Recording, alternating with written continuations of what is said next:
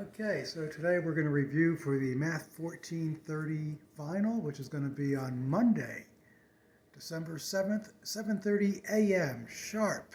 So please don't be late when you go to WebAssign to take your final exam. 7:30 in the morning. I know it's awfully early, but what can we do? Okay, so here we go.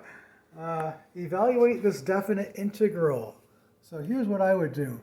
Pull out this 2/3. That's a constant factor. It makes life easier when you pull out constant factors.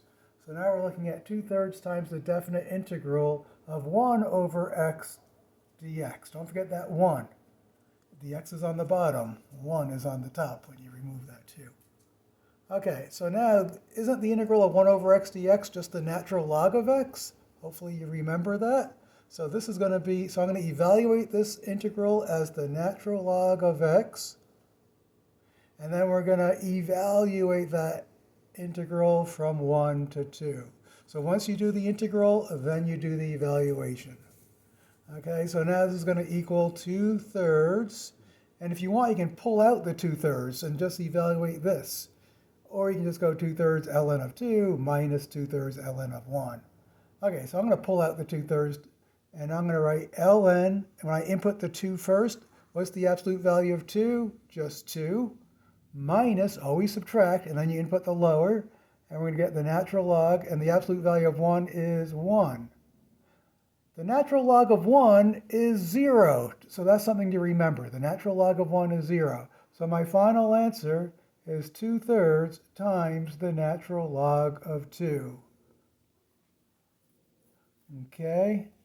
And now to the second problem.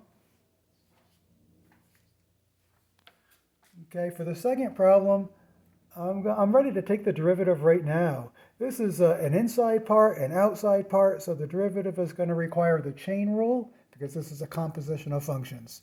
So for the derivative, let's write f prime of x is equal to f prime of x is equal to, and then by the power rule in conjunction with the chain rule, we bring down the 7. That gets multiplied by the natural log of 3x plus 1. And now the exponent goes to 6. You decrease it with derivatives, power rule. So I'm going to put this in brackets. So it's going to be 7 times the natural log of 3x plus 1 to the 6th power. And then by the chain rule, you got to go times the derivative of this inside. So what's the derivative of a log function?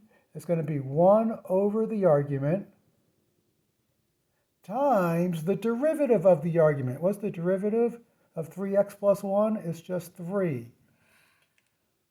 So now we get 7 times the natural log of 3x plus 1 raised to the 6th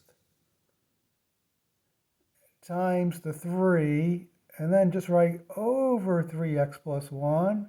And then finally, 7 times 3 is 21. So my final answer, multiplying the 7 by the 3, we get 21 times the natural log of 3x plus 1.